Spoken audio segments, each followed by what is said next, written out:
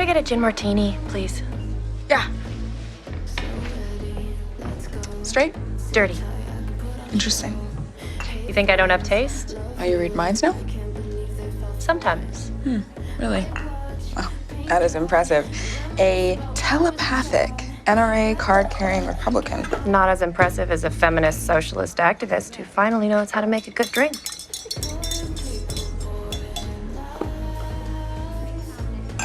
Enjoy. Thank you. You're welcome.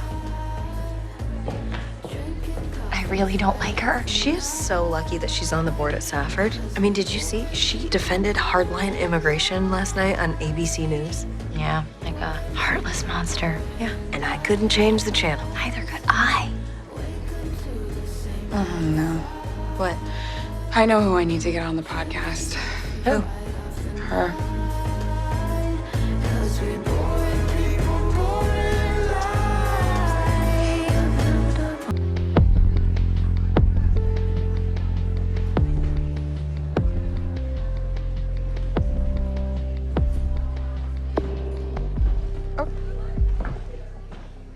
Do you need something? Me? I, was actually just wondering if I could get your help with something. What's up? So I have this idea for a podcast, and the Bell has agreed to listen to an episode, and if it's good, then they'll let me do it here. Okay. It's conversations across the bar kind of thing where I interview members about their passions and projects. Okay. And I think that you would be a great guest. You want me to do your podcast? Yes. I think you would be interesting. Really? Yes, really. We could debate the issues.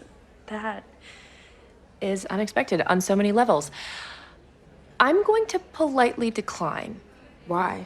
because you don't strike me as someone who can fairly engage with conservatives, Kat. Okay, I could rein it in for a podcast. Well, I look forward to seeing that, but not with me. Good luck, though. That's a really good idea.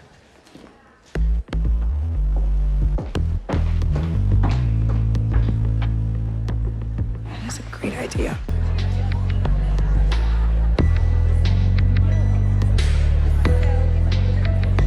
But let's face it, the infighting amongst the Democratic Party makes them vulnerable to criticism. I mean, I still know people who are arguing about Bernie and Hillary. I know. The myopic attitude consistently holds the party back as a whole. You know, I actually agree. Both parties could use a better direction. I think mission statements would be helpful. Yes, but Dems are famous for being aimless and wandering. Well, they're also passionate. And emotional, which makes their message confusing. Yes. Yes. You know, I actually think that that's true. Emotion does get in the way sometimes. As long as they stick to the plan and have a clear goal. Didn't expect to see you here. Yeah, well, I didn't expect to be here, but I wanted to prove to you that I can have a healthy debate with the other side. And the only way to do that is to show you, so. That's impressive. It's gonna take more than one conversation. I know. Identity politics is so touchy. Shall we? Everything is politically incorrect these days. I know. I am terrified of saying the wrong thing. Yeah, I mean, I think that that's a fear a lot of people share, especially in the age of social media. What am I supposed to say to my 13-year-old daughter when she thinks it's fashionable to be gay? I don't know about fashionable. No, she's right. Just look at these queer celebrities, Kristen Stewart and what's the other one? Oh, Cara Delevingne. It's like kids are being bullied if they're straight. Bullied, really. I know. It's hard to believe, but it is happening, and it is a problem. I actually think that the real problem is what's happening right here. I think what Kat means to say is that there's no way. Ava, maybe let someone from the queer community field this one? Oh, I'm sorry. I didn't realize that you were... Oh, queer? Yeah. I am, yeah. And I can assure you there is no liberal agenda to turn straight people gay. Promise. We just want equal rights and opportunities, the same ones you have. And I just want my daughter to grow up happy and normal. Normal. As in straight? As in the way God intended, that is how I feel. Okay. I think coming here was a really bad idea. So. Kat? Kat, wait. You were right. I can't do it. Talking to people like that, it was a mistake. No, it wasn't. I'll do your podcast.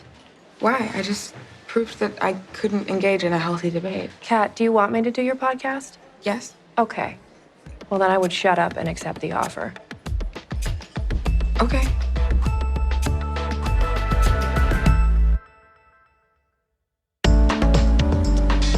Okay, so when the issue of identity politics comes up in your circles, how do you combat the stigma that the Conservative Party is overall homophobic? I don't combat it at all because it's none of my business. I don't think that it should be brought up, nor should that fire be fanned. Because sexuality, whether homo, hetero, pan, a, or other, it doesn't define a person. Okay, sure, it doesn't define a person, but it certainly adds to why they might be put into the category of other and therefore oppressed under the system we're all in. The system being... Capitalism and patriarchy. Right.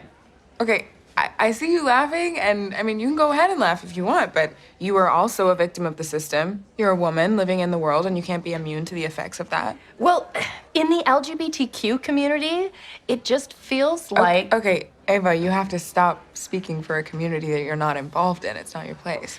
I can speak for that community, my community, because I'm a lesbian. I am a Republican woman who is not defined by my sexuality because sexuality is not a personality trait. Just because I don't wear it on my sleeve doesn't mean that I don't get to claim my space. Absolutely.